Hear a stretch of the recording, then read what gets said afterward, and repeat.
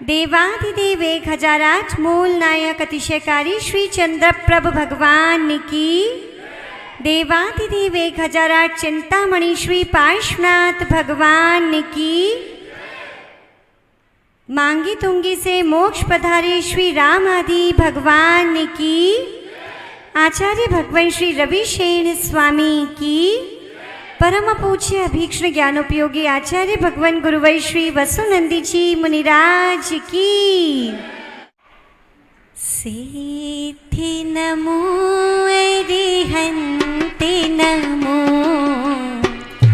आचार्य उपाध्याय नमो साधु नमो जिनेवाणी नमो सूरिवर वसुनंदी नमो वीर महावीर बोलो जय जय महावीर। वीर महावीर बोलो।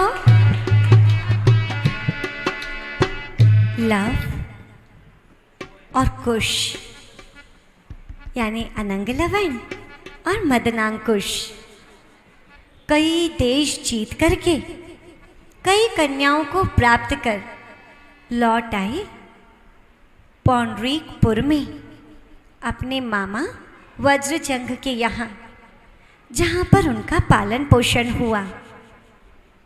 माँ सीता उस समय महल के 7वें खंड पर बैठी हुई थी।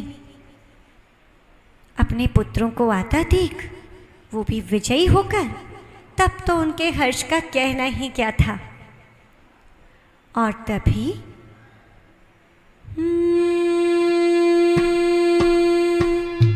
नारद भी पहुँची सीता तक, लव कुश पर निज हाथ धरा तब, राम लखन सा वैभव पाओ, पृथ्वी पर नित ही हर्षाओ, जिन शासन अनुगामी की, कथा सुनो शिवगामी की। वीर महावीर बोलो जय जय महावीर। वीर महावीर बोलो जय जय महावीर। उधर नारद ने अयोध्या में जब सारी बातें सीता की जानी, पता लगाकर सीता कहाँ है, तो उनके मन को कहाँ चैन मिलने वाला था। वो नारद जी तो स्वभाव से ही भ्रमण प्रेमी पहुँच गए बहुत जल्दी सीता के पास। सीता से बातें तो बाद में पूरी होती, तो तभी उनकी दृष्टि उनके दोनों तेजस्वी पुत्रों पर गई, अनंग लवण और मदनांकुश। और उन दोनों को देख करके बड़े प्रसन्न हुए। माँ का संकेत पाकर दोनों ही पुत्रों ने अपने उन नारद ऋषिवर के चरण स्पर्श किए। तब नारद जी के जब चरण स्पर्श किए, नारद जी ने अपने दोनों हाथ अनंग लवण और मदनांकुश के सिर पर रखते हुए कहा, आप लोग राम लक्ष्मण की तरह वैभवशाली बने, खूब आगे बढ़े। राम लक्ष्मण की तरह वैभवशाली? ये राम लक्ष्मण कौन है नारद ऋषिवर? नारद जी ने कहा, अरे तुम लोग राम लक्ष्मण को नहीं जानते? और राम लक्ष्मण किस प्रकार बलभद्र और नारायण के रूप में प्रकट हुए? क्या उनका अयोध्या का वैभव रहा? उन्हें किस प्रकार वनवास मिला? किस प्रकार सीता का हरण हुआ? और कैसे अयोध्या में आकर के पुनः सीता को लोकापवाद के भय से सिंघाटवी में छुड़वा दिया? अवरुद्ध कंठ से कहने लगी। उस सब को सुनकर के दोनों अनंग लवण और मदनांकुश नारद जी को देखने लगे। कहाँ के राजा हैं ये राम, जो अपनी पत्नी को वन में ही छुड़वा दिया? नारद जी बोले, अयोध्या के। तभी अंकुश ने मुस्कुराते हुए कहा, नारद जी, यहाँ से अयोध्या कितनी दूर है? बोले 60 योजन दूर है। और तभी दोनों पुत्र कहने लगे, ठीक है, तो अब उन राम और लक्ष्मण को हम जीत करके आएंगे, उन पर हम चढ़ाई करेंगे। अपने ही पिता से युद्ध, ये बात सुनकर के सीता जी का मन बहुत बेचैन हो गया, रोने लगी, विलाप करने लगी। ऐसा कौन पुत्र होगा जो अपनी माँ की आंखों में आंसू देख पाए? एक आदर्श पुत्र माँ के चेहरे पर उदासी तो देख नहीं पाता, आंसू कैसे देखता? अनंग लवण और मदनांकुश दोनों कहने लगे, माँ, आखिरकार क्या बात है, क्या कारण है जो आप इस प्रकार रो रही हैं? तब सीता ने सारी बात बताई और कहने लगी कि मैं ही वो अभागिन हूँ जिसका परित्याग उसके पति के द्वारा किया गया, और तुम ही उन दोनों श्रेष्ठ पुरुष के पुत्र हो। अच्छा, तो क्या सिद्धार्थ क्षुल्लक हमारे पिता नहीं है? इस प्रकार आश्चर्य से देखने लगे, क्योंकि पूरी शिक्षा दीक्षा उनकी सिद्धार्थ क्षुल्लक से ही हुई थी और क्षुल्लक का स्नेह भी उन पर बहुत था। तब माँ ने कहा, बेटा, तुम्हारे पिता और तुम्हारे चाचा दोनों ही तुम्हारे द्वारा प्रणम्य हैं, तुम्हारे द्वारा वंदनीय हैं। जाओ, उनके चरण स्पर्श करके उनका आशीर्वाद लो। वाह माँ, तुम भी कैसी बात कर रही हो? जो हमारे शत्रुओं के स्थान पर हैं उनके जाकर के हम चरण छुएंगे? बिल्कुल नहीं। सिद्धार्थ क्षुल्लक भी देखने लगे और नारद जी से कहने लगे, तुम्हें क्या पड़ी थी जो तुमने पिता और पुत्र को लड़वा डाला? क्या जरूरत थी बात करने की? और नारद जी बड़े भोले बन करके कहने लगे, मुझे क्या पता था कि ये लड़ने जाएंगे, अब मैं क्या करूं, मैंने तो सहज भाव में नाम ले लिया। उसी समय उन्होंने अपने मामा से कहा कि मामा, सभी को आज्ञा दें कि वे सभी राजा हमारे निकट आएं और आकर के युद्ध के लिए तैयार हो जाएं। उस समय आज्ञा पाकर के सभी राजा तैयार हो गए और उधर युद्ध के लिए पहुंच गए। जब अयोध्या के निकट कोई शत्रु आया, ऐसा लक्ष्मण ने सुना, तो लक्ष्मण ने विराधित को आज्ञा दी कि विशाल सेना तैयार की जाए, समस्त विद्याधर राजाओं को सूचित किया जाए कि आज यह अयोध्या नगरी शत्रुओं से घिरी हुई है। इधर अनंग लवण मदनांकुश अपनी सेना लेकर के पहुंचे और उधर लक्ष्मण भी अपनी सेना लेकर के सामने आ गए। राम और लक्ष्मण, शत्रुघ्न इत्यादि उस समय युद्ध में तत्पर थे और इधर अनंग लवण मदनांकुश, राजा वज्रजंग और बड़े बड़े राजा युद्ध के लिए चले आए। सभी लोग युद्ध के लिए तैयार हो गए।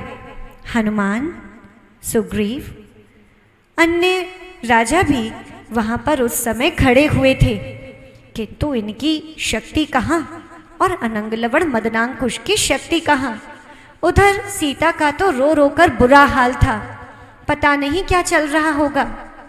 तभी सिद्धार्थ क्षुल्लक ने और नारद जी ने जाकर के भामंडल को सारी बात बताई और ये सभी लोग जैसे ही इन्हें समाचार मिला कि हमारी बहन सुरक्षित है, हमने तो कहीं ना कहीं मृत ही मान लिया था।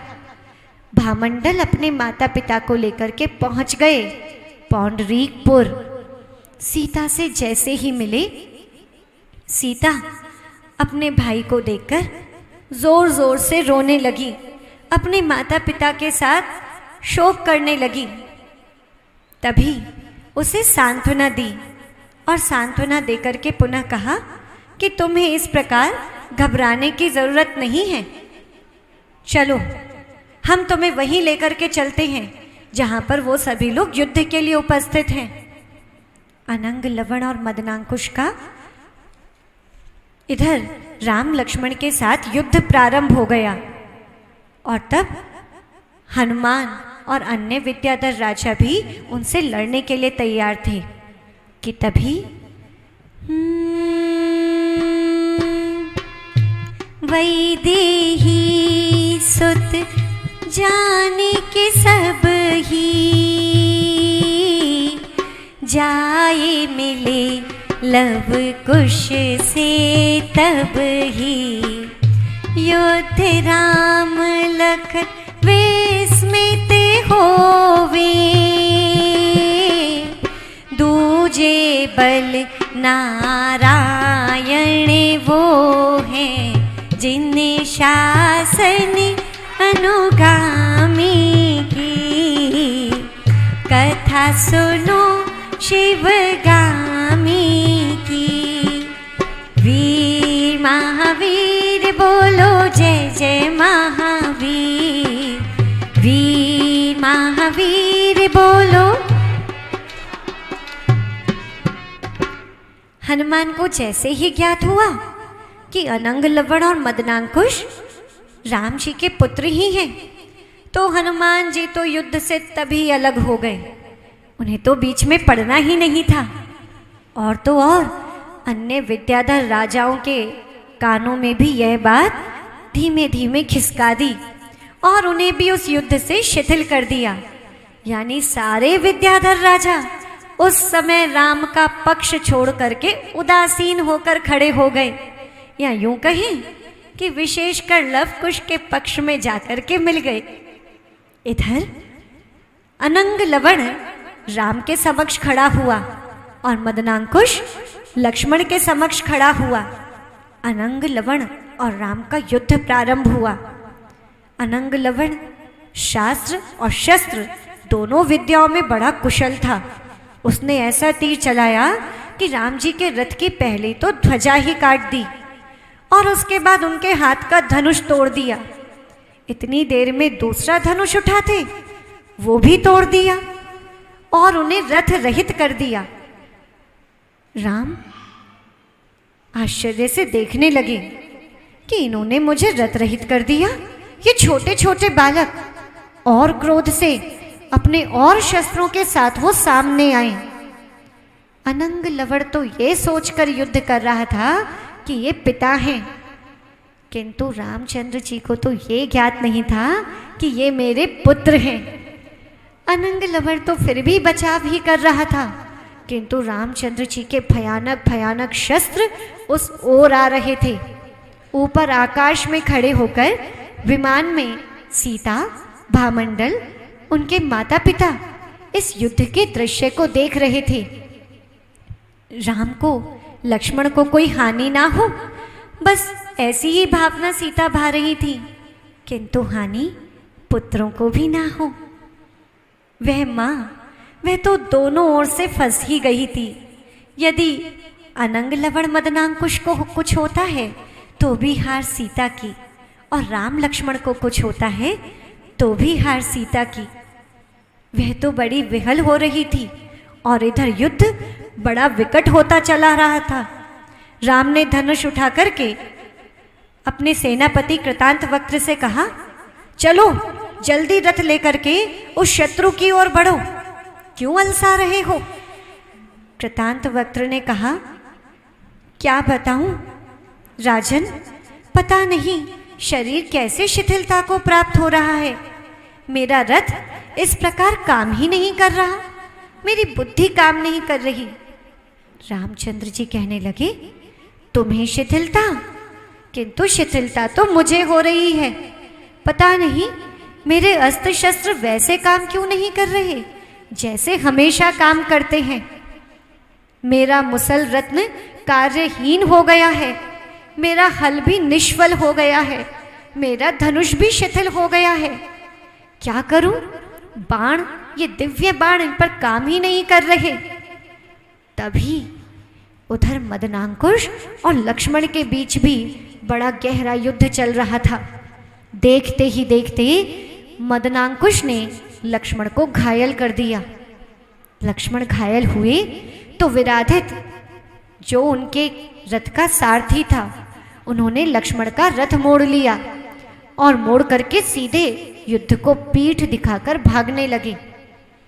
तभी लक्ष्मण की मूर्छा और उन्होंने कहा, क्या कर रहे हो?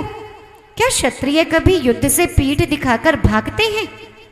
नहीं, मुझे ले चलो शत्रु के सामने, मेरा मरण हो जाए ये तो मुझे स्वीकार है, मैं वीर मरण को प्राप्त होऊंगा, किंतु युद्ध से पीठ दिखाकर कतई नहीं भागूंगा। ऐसा कहने पर विराधित उस समय शत्रु यानी मदनांकुश के सामने लक्ष्मण को लेकर के गए। लक्ष्मण को बहुत क्रोध आया और उन्होंने अपना चक्र रत्न मदनांकुश पर फेंक दिया। चक्र रत्न को देख करके ही चारों दिशाएं एकदम कंपित हो गई, लोग घबरा गए। किंतु हुआ क्या? वह चक्र रत्न मदनांकुश की प्रदक्षिणा देकर पुनः लक्ष्मण के पास आ गया। 2 बार 4 बार यह जब चक्र रत्न भेजा और यह मदनांकुश का कुछ नहीं बिगाड़ पाया, तो राम और लक्ष्मण बड़े आश्चर्य में पड़ गए। ऐसा तो नहीं भैया ये दूसरे बलभद्र और नारायण पैदा हुए हों, किंतु ऐसा तो हो नहीं सकता, क्योंकि एक समय में एक ही बलभद्र और एक ही नारायण होते हैं। उनको आश्चर्य में पड़ते देखकर नारद की सम्मति लेकर के सिद्धार्थ नाम के क्षुल्लक पहुंच गए लक्ष्मण के पास और जाकर के उन्हें सर्व सत्यता बताई। लवकुश ये राम जी के पुत्र हैं, ये सीता माँ के पुत्र हैं। और इधर राम को भी ये समाचार मिला। वे तुरंत अपने सारे अस्त्र शस्त्र छोड़ करके रथ से नीचे उतरे। अनंग लवण और मदनांकुश ने आकर के अपने पिता के चरण छुए। राम अपने पुत्रों के मिलन से हर्षातिरेक से मूर्छित हो गए। पुनः जब सचेत हुए तो अपने पुत्रों को बहुत स्नेह किया। और कौन से ऐसे पिता होंगे जो इस प्रकार अपने पुत्रों को स्नेह नहीं करते। उस समय मदनांकुश को तो देखकर सभी बड़े हर्षित हो रहे थे, क्योंकि जिस समय लक्ष्मण ने चक्र रत्न छोड़ा था उस समय मदनांकुश ने अपना धनुष ऐसा घुमाया था, ऐसा लग रहा था कोई दूसरा चक्र ही आ गया हो। उसके इस पौरुष को देख करके सभी लोग बहुत प्रसन्न चित्त थे। पुनः अनंग लवण मदनांकुश लक्ष्मण के चरण स्पर्श करते हैं। लक्ष्मण उन पुत्रों का आलिंगन करते हैं। सभी विद्याधर उन पुत्रों को बड़े स्नेह से देखते हैं। पुत्रों का पिता के साथ यह मिलन देखकर माँ सीधे चली गई पौंडरीकपुर और इधर अनंग लवण और मदनांकुश अपने पिता के साथ अयोध्या में प्रवेश करते हैं। चारों ओर अयोध्या में वार्ताएं होने लगती हैं। देखो देखो, ये जो तेजस्वी और ओजस्वी दिख रहे हैं, ये जो भरत बाहुबली जैसे दिख रहे हैं, ये और कोई नहीं, ये राम और सीता के पुत्र हैं। देखो इनके चेहरे पर सूर्य सा तेज है। तरह तरह की बातें चल रही थी और प्रजावासियों के बीच धक्का मुक्की चल रही थी। कोई नारी किसी को धक्का देकर आगे आती तो कोई पुरुष किसी को हटो हटो हमें भी देखने दो। उस समय नगर का वातावरण बहुत अच्छा था। लवकुश तो महलों में पहुंच गए। तब एक दिन विद्याधर राम जी से कहने लगे, हे राजन, अनंग लवण मदनांकुश महलों में आ चुके हैं और आप अपनी पत्नी सीता की विशुद्धि और उसकी निष्कलंकता से अच्छी तरह परिचित हैं। अब सीता मैया को भी महलों में बुला लीजिए ना। रामचंद्र जी ने कहा, मैंने जिसका परित्याग कर दिया उसे महलों में दोबारा कैसे बुला लूं? उन विद्याधर राजाओं ने कहा, राजन, यद्यपि आप ठीक हैं, किंतु आपका त्याग करने का कारण लोकापवाद का भय था और सबको पता है कि सीता निष्कलंका है। अब उन्हें अयोध्या में लेकर के आना ही चाहिए। तब राम ने भी सीता को लाने की आज्ञा दी और फिर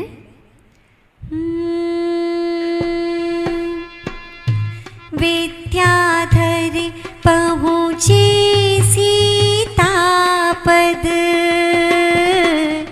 देवी आओ राम निकट अब, राम आज्ञा समझ के आई,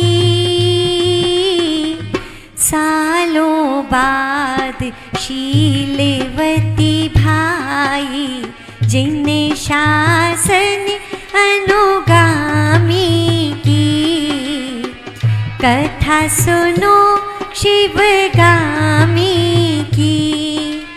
वीर महावीर बोलो जोर से, वीर महावीर बोलो जय जय महावीर। तब राम से आज्ञा पाकर भामंडल, विभीषण, हनुमान, सुग्रीव, विराधित और रत्नजटी इत्यादि बड़े बड़े विद्याधर राजा पौंडरीकपुर में सीता के निकट पहुँचे। उनके चरणों में प्रणाम किया, क्षेम कुशल आदि की कुछ औपचारिक वार्ताएं हुई और पुनः कहा, चलिए देवी, अब आपको अयोध्या की ओर प्रयाण करना है, समय आ गया है। पुनः सीता शोक से विहल हो उठी और कहने लगी, अभी तक प्रजाजनों के जो शब्द अंगार बनकर के मेरे हृदय में लगे हैं, अभी तक शांति को प्राप्त नहीं हुए हैं।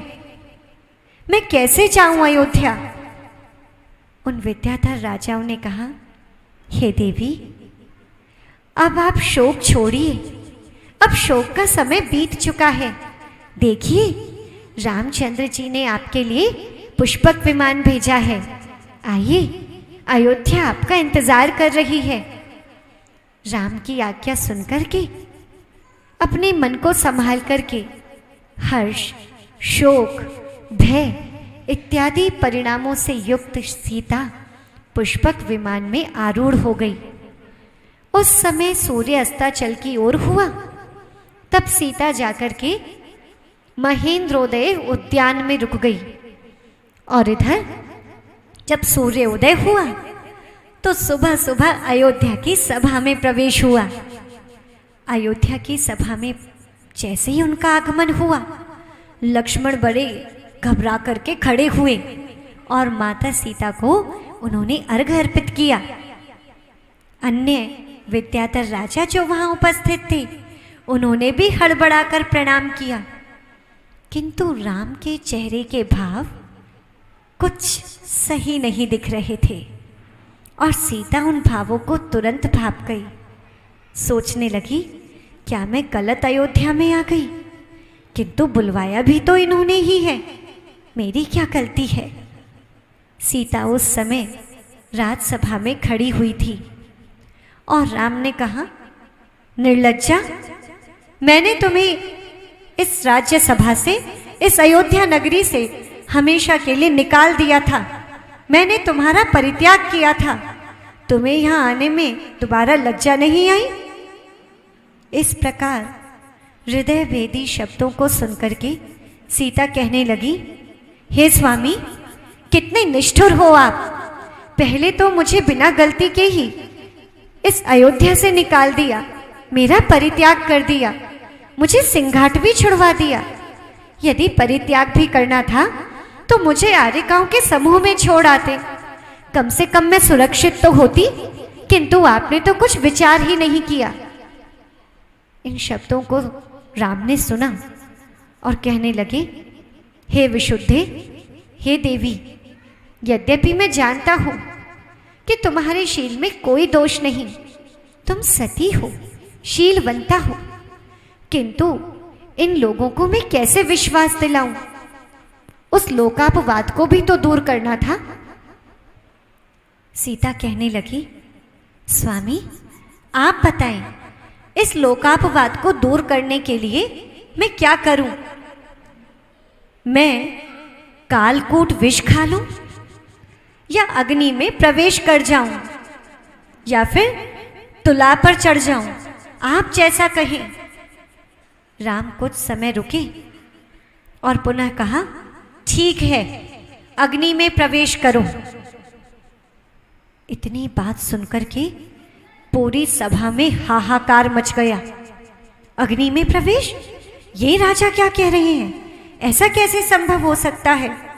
अनंग लवण मदनांकुश ने तो ये सोच लिया कि यदि मां अग्नि में प्रवेश करेंगी तो पीछे पीछे हम भी अग्नि में प्रवेश करेंगे। इधर सिद्धार्थ क्षुल्लक, जिनका मन बड़ा विहल हो गया, वे कहने लगे, हे राजा राम, मैं खंड वस्त्र को धारण करने वाला सिद्धार्थ क्षुल्लक, जिसने कई अकृत्रिम चैत्यालयों की वंदना की, कई तीर्थों की वंदना की, यदि सीता के शील में तनिक भी दोष हो तो मेरा सारा व्रत, मेरे सारे तीर्थ, मेरी सारी वंदनाएं सब निष्फल हो जाएं। ये सीता शील व्रता है, उसके शील में किंचित भी कोई दोष नहीं। आपका इस प्रकार परीक्षा लेना ठीक नहीं है। उस समय विद्याधर भी और भूमि गोचरी लोग भी कहने लगे, मान जाइए राजन, मान जाइए राजन, अग्नि नहीं, अग्नि को रोकिए, सीता को अग्नि में प्रवेश करने से रोक दीजिए। तब रामचंद्र ने कहा, इस समय आप लोग सीता को निष्कलंका कह रहे हैं, किंतु उस समय क्या हुआ था? अब तो जैसा मैंने कहा है वैसा ही होगा। और तभी राम ने आज्ञा दी कि 2 पुरुष गहरी और 300 हाथ चौड़ी एक वापी बनाई जाए। उस समय राम की आज्ञा पाकर के ऐसा ही एक कुंड तैयार किया गया और उस कुंड को बहुत ईंधन से, काला गुरु इत्यादि से भर दिया गया। सीता उस कुंड में चलने को तैयार हुई। कुंड में अग्नि की चिंगारी पाते ही लपटें बहुत ऊंची ऊंची उठने लगी। उन लपटों को देखकर सबके मन भयभीत हो गए। राम का मन भी भयभीत हो गया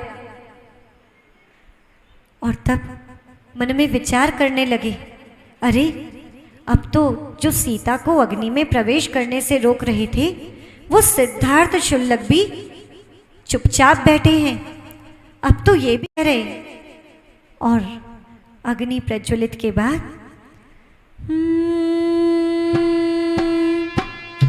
अग्नि परीक्षा की घड़ी आई, हाहाकार मचा तब भाई, मेष के तोने सरवर कीना, सिंहासन तब रचा नवीना, जिन शासन अनुगामी की, कथा सुनो शिवगामी की। वीर महावीर बोलो जय जय महावीर, वीर महावीर बोलो। जैसे ही अग्नि की लपटों ने अपना स्थान लिया, ईंधन धू धू कर जलने लगा। सीता कायोत्सर्ग करती है और कहती है कि यदि मैंने अपने पति के अतिरिक्त किसी का चिंतन भी किया हो तो ये अग्नि मुझे क्षण भर में भस्म कर दे, किंतु यदि मैं निर्दोषा हूँ, निष्कलंका हूँ, पवित्र हूँ, सती हूँ, तो यह अग्नि मुझे कदाचित भी स्पर्श ना करे, मुझे जलाए नहीं। उसी समय, जिस समय यह सब हो रहा था, महेंद्रोदय उद्यान में ही सर्वभूषण केवली को केवल ज्ञान की प्राप्ति हुई थी। तब देवों के विमान वहां से जा रहे थे। उस समय मेष केतु नाम के देव ने ये सब कुछ देखा और देख करके एक शील व्रता पर, एक सुशीला नारी पर ऐसा उपसर्ग, नहीं नहीं, शील व्रत की और धर्म की तो सदैव प्रभावना करनी चाहिए, यह विचार कर वे वहां पर देव आए और उन्होंने उस समय, जिस समय अग्नि में प्रवेश सीता ने किया, प्रवेश करते ही देव ने उस अग्नि को सरोवर बना दिया। पानी बढ़ने लगा और इतना बढ़ने लगा कि राजसभा में बैठे हुए पुरुषों के सिर के ऊपर जाने लगा। चारों ओर पानी हो गया।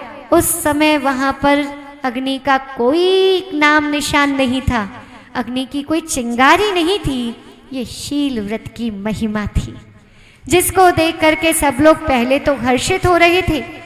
बाद में जब पानी सिर से ऊपर जाने लगा, सभी लोग कहने लगे, हे देवी, हे सरस्वती, हे भारती, हे शीलव्रता, हे रानी, हमारी रक्षा करो, हमें बचाओ। उस समय मेषकेतु ने एक सिंहासन की बीचों बीच रचना की और उस पर सीता को विराजमान किया। तब सीता के शील की, उसके आचरण की सभी लोग प्रशंसा करने लगे, उसकी जयकार लगने लगी। ये कर्म किसी को नहीं छोड़ते। जब पाप कर्म का उदय आया, तब उन लोगों ने सीता पर उंगली उठा दी, और जब पुण्य का उदय आया तो देव भी रक्षा करने चले आए, जय जयकार होने लगी।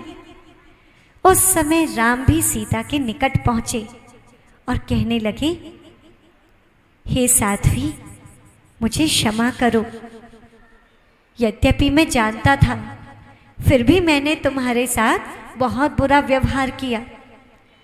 अब आओ महलों में, ये महल तुम्हारा इंतजार कर रहे हैं।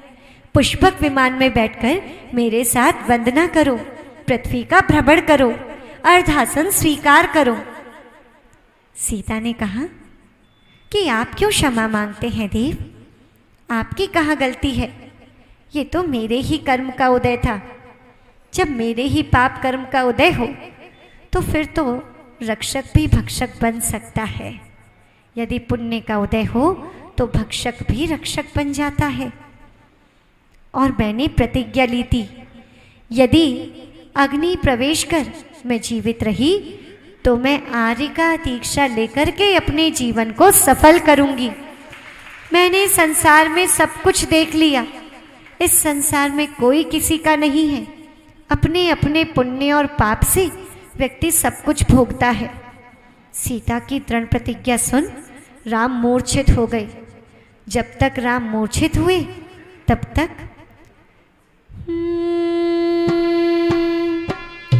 पृथ्वी मती आर्य का पद में बनी आर्य का सीताशरण में श्री अरिहंत चरण में पहुँचे। फिर सबने पूरब भव पूछे जिन शासन अनुगामी की। कथा सुनो शिवगामी की। वीर महावीर बोलो जय जय महावीर। वीर महावीर बोलो।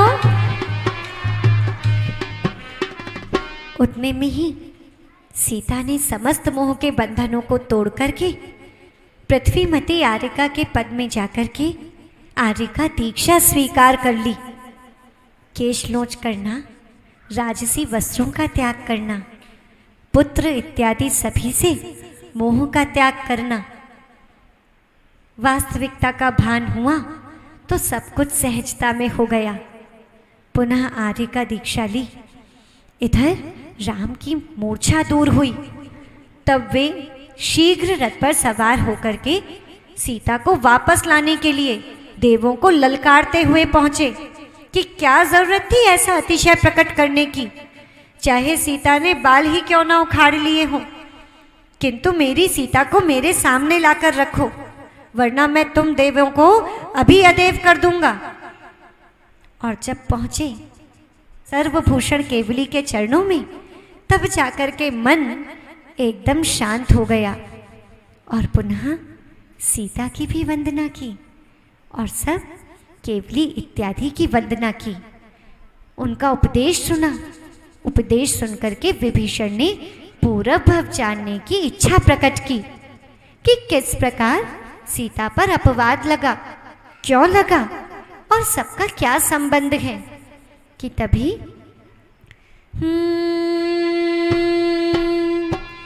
राम लखन सीता रावण का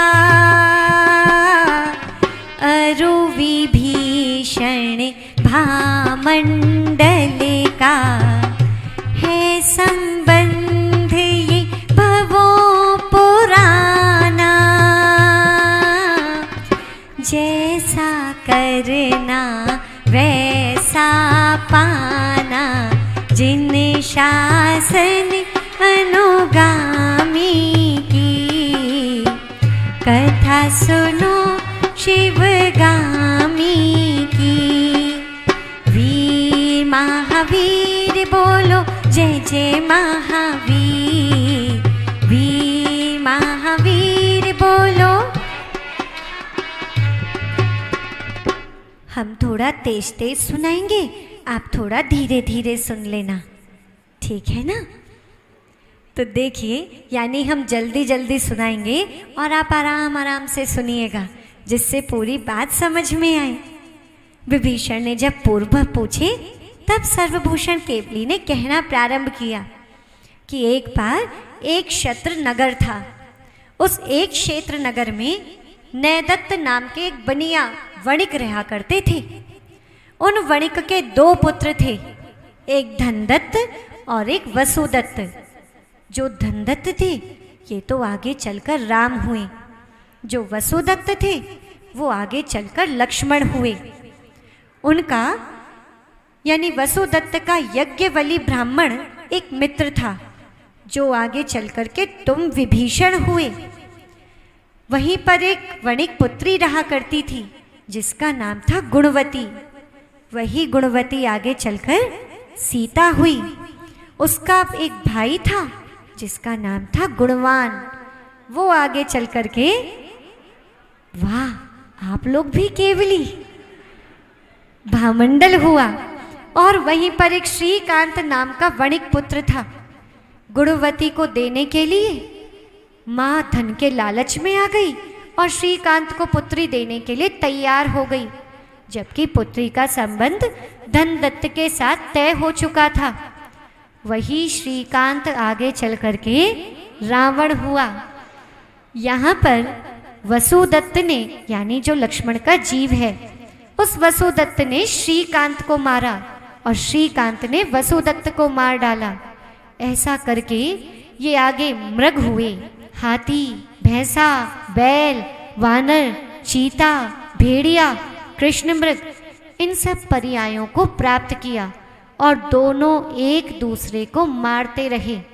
और वही बैर आगे चल कर के लक्ष्मण और रावण के रूप में आ गया। और इधर जो धनदत्त था, एक बार मुनियों के आश्रम में पहुंचा। गुणवती तो प्राप्त हुई नहीं थी और रात्रि में पहुंचा। मुनियों के पास पहुंचकर रात में जल मांगने लगा, बहुत प्यास लगी है। तब मुनिराजों ने उन्हें समझाया कि जानते हो, रात्रि में जल ग्रहण भी करना रक्तपान के समान है, यह किसी श्रेष्ठ श्रावक को शोभा नहीं देता। तब वह रात्रि भर वहाँ पर ऐसा ही रुका। इस प्रकार उसने मुनिराज के संपर्क में आने पर श्रावक के व्रतों को स्वीकार किया और मृत्यु को प्राप्त कर, क्योंकि अणुव्रत धारण कर लिए थे, इसीलिए सौधर्म स्वर्ग में देव हुआ।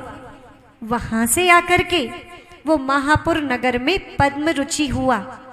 पद्मरुचि वो ही सेठ जिसने एक बार सड़क पर देखा एक बैल मरणासन अवस्था में है, मरने वाला है, तो जाकर के उसके कान में णमोकार मंत्र सुना दिया। णमोकार मंत्र के प्रभाव से बैल मर करके उसी नगर का राजकुमार हुआ वृषभध्वज। वृषभध्वज एक बार जब युवावस्था में पहुंचा, तब नगर भ्रमण करते हुए उसे जाति स्मरण हो आया। सोचने लगा, यानी पूर्व भव की बात याद आ गई कि याद तो आ रहा है मैं यहाँ पर आया हूँ और बैल था, किसी ने मुझे नमोकार मंत्र सुनाया, उसके प्रभाव से मैं राजकुमार हुआ हूँ, पर कैसे मेरा वो उपकारी कौन था? तब उसने एक जिन मंदिर बनवाया, वहाँ पर चित्रावली खिंचवा दी। सारे चित्र बनवाने के बाद, जैसे आपके मंदिर में है ना, कितने सारे चित्र हैं, सुकौशल की, सुकुमार की कितनी कहानियाँ बनी हुई हैं, तो उन्होंने भी बहुत सारे चित्र बनवाए और एक चित्र बनवा दिया, एक राजमार्ग, बैल मरणासन्न है और सेठ कान में नमोकार मंत्र सुना रहा है। सैनिकों को नियुक्त कर दिया, जो इस चित्र को ध्यान से देखे उसे मेरे पास ले आना। एक दिन पद्मरुचि सेठ पहुंच गए चिन्वंदना करने। सारे चित्र देखने के बाद उस चित्र पर से तो उनकी दृष्टि नहीं हटी। ये बात तो मैंने अपने माता पिता को नहीं बताई, पत्नी को नहीं बताई, यहाँ कैसे आ गई? इतने ध्यान से देख रहे थे तो सैनिक पकड़कर राजकुमार के सामने ले गए। तब दोनों ने बहुत वात्सल्य निभाया, सम्मिलित राज्य किया, मिलकर के बड़े प्रेम के साथ आगे रहे और बाद में समाधि कर ईशान स्वर्ग में देव हुए। जानते हो, यही पद्मरुचि वहां से चय करके राजपुत्र हुआ, फिर दीक्षा ली, स्वर्ग गया, वहां से आकर के फिर राजपुत्र हुआ, फिर वहां से दीक्षा ली, पहुंच गया ब्रह्म स्वर्ग में और वहां से आकर के ये राम हुए हैं। और वो जो इनका मित्र था ना, वृषभध्वज, वो आगे चलता हुआ इनका मित्र सुग्रीव हुआ है। इस प्रकार इन सबके संबंध बहुत पहले से चले आ रहे हैं। तभी विभीषण ने कहा, भगवन, किंतु सीता पर इस प्रकार का दोष क्यों लगा?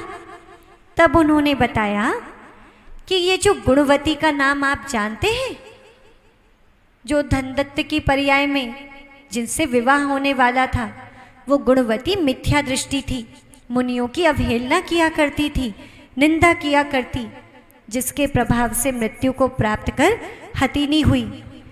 पुनः जब मरने वहाँ पर लगी तो किसी विद्याधर ने उसे नमोकार मंत्र सुनाया, जिसके प्रभाव से वो एक ब्राह्मण कन्या वेदवती हुई। एक बार वो मुनि को देख करके हंसने लगी। तब उसके पिता ने उसे समझाया, नहीं नहीं बिटिया, ये बहुत तपस्वी साधक है, इन जैसे साधक पृथ्वी पर कोई दूसरे नहीं, इनकी तो पूजा करनी है। तब से वेदवती ने सम्यक दर्शन को धारण किया, पुनः श्राविका हुई और एक बार उसने सुदर्शन नाम के मुनिराज और सुदर्शना नाम की आरिका को बातचीत करते हुए देखा और पूरे नगर में फैला दिया, उनका अपवाद कर दिया, उनके विषय में गलत गलत चर्चाएं की।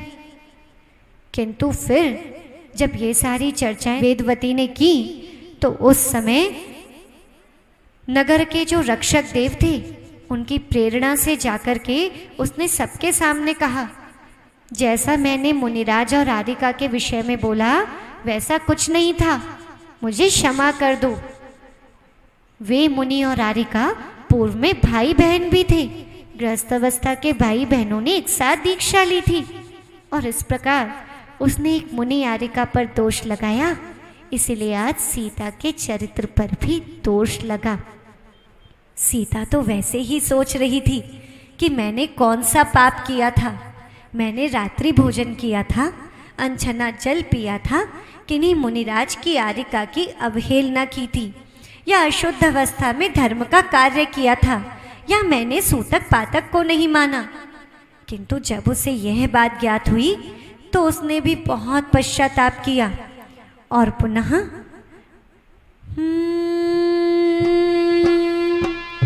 62 वर्ष किया तप भारी, 33 दिन सल्लेखन धारी, आरण्य अच्युत में प्रतीन्द्र बन हुई का देह तजी जब जिन शासन कथा सुनो शिवगामी की। वीर महावीर बोलो जय जय महावीर। वीर महावीर बोलो जय जय महावीर। सीता ने 62 वर्ष तक बहुत भयंकर तप किया, यहाँ तक कि शरीर सूखकर केवल ढांचा सा रह गया और 33 दिन की अंत में संलेखना धारण की, जिसके प्रभाव से वो आरण अच्युत स्वर्ग में प्रतीन्द्र हुई। इधर सीता ने तो आर्यिका बनकर के अपना कल्याण कर लिया। सबने पूर्वभव भी सुने थे, पूर्वभव सुनकर के वो भी अयोध्या में पहुंच गए। सीता ने इधर मनुष्य लोक को छोड़ करके ऊर्ध्वलोक में प्रतीन्द्र पद धारण कर लिया। आगे आगे होगा क्या, अब इसको तो कल ही देखेंगे। आज के लिए इतना ही, और कल रामायण आपकी पूरी हो जाएगी कि किस प्रकार आपने प्रारंभ से देखा आखिरकार इसका अंत क्या है। तो सेथे नमो अरिहन्ते नमो आचार्य उपाध्याय साधु नमो चिन्वाणी नमो सूरीवर वसुनंदी नमो। वीर महावीर बोलो, वीर महावीर बोलो जोर से। वीर महावीर बोलो, वीर महावीर बोलो। बोलिए देवाधिदेव वर्तमान जन शासन नायक भगवान महावीर स्वामी की।